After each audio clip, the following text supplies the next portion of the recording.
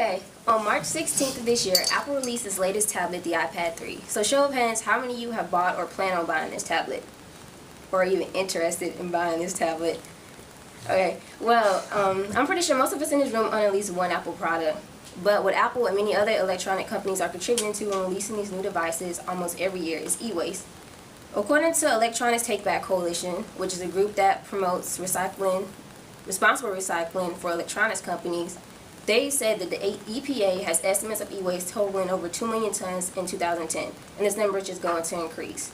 MarketWatch, which is a website that does analysis and business news and also stock market data, has information from Pike Research that says by 2025, global e-waste will have totaled to over 25 million tons. I want to inform you about e-waste for two reasons. First, since I'm an information technology major, I will be working with new and changing technology, and I've been looking into proper ways to dispose of electronic devices so that I can help the company I work for with this matter. And second, because this is becoming a growing topic and becoming important because with the way technology is being output nowadays. With that being said, today I will be discussing what is e-waste, some reasons for why it is increasing, and where it can end up. Now you may be wondering, what exactly is e-waste? Well, or maybe what is considered e-waste. Well, e-waste is a short term for electronic waste and is any electronic device discarded by a consumer. However, this definition is vague, and each state that has legislation regarding e-waste has their own definition of it. For example, CalRecycle, California's Resources for Recycling and Recovery, considers e-waste to be any consumer or business equipment that is near at the end of its functioning life. But on the other hand, GCAP, Georgia's Environmental Compliance Assistance Program, considers e-waste to be anything that has a circuit board or cathode ray tube. Products that are considered e-waste are computers, cell phones, televisions, PDAs, or any common devices used on the go, at home, or in an office. Electronics that will be reused, resold, salvaged, or recycled are also considered e-waste. However, there is no complete agreement on whether or not these devices should be included as e-waste or just those that cannot be used for their intended purposes. Also, microwave, ovens, and other similar appliances have not been agreed on whether they should be included as e-waste as well. So now that I'm finished discussing what e-waste is, I will move on to what is causing it to increase.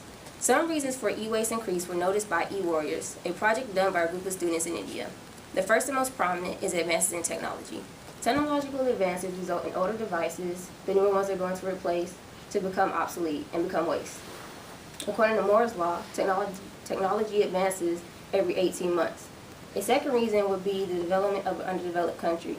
As countries develop, they're able to trade and purchase new components and devices that they can sell in their country. The third reason would be human mentality. Individuals have the need to stay up to date. We all want the latest device and not be left behind with older ones, especially when it comes to cell phones. Also, the increased demand for individuals wanting the next best device results in companies updating and improving their equipment as quickly as they can so they can get it out to the consumer. The last reason I will mention is increases in population. As populations increase, the amount of consumer products bought increases, and this also includes electronic devices.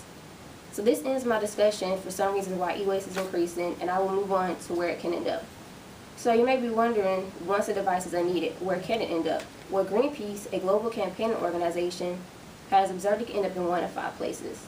The most common place it can end up is landfills or incinerators. As of now, 20 states have bans on e-waste going to those places because the toxin in these devices can leach into the land or get into the atmosphere.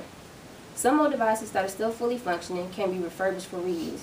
The major benefit of this is it increases a device's lifespan and prolongs it from becoming waste. A good example of this is GameStop in a local Gamesboro. They take old gaming consoles and accessories and refurbish them so that they can be resold. Another thing that can happen to devices is if they aren't fully functioning but may have working parts, they can be recycled for those parts. Scrap companies will take these devices and recycle them for you. However, according to Ben Elgin and Brian Grow, some of these companies make a profit by selling these devices to be sent overseas, which leads me into the last place e-waste can be sent.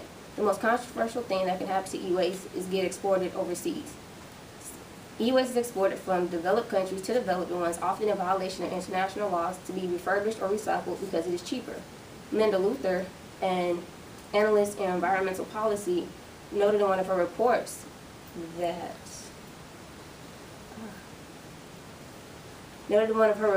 it's hard to determine how much e-waste is sent from the U.S. to developing countries because it is unregulated. So as I bring my speech to a close, I would like to recap a bit. E-waste is any device discarded by a consumer, which is computers, televisions, etc. Advancing technology, development of underdeveloped country, human mentality, and increases in population are increasing it. It can go to a variety of places, including landfills and incinerators, refurbished for reuse, recycled for their parts, or exported to another country. E-waste might not seem like a hot topic at the moment, but it is going to become one with the rate at which technology is being output.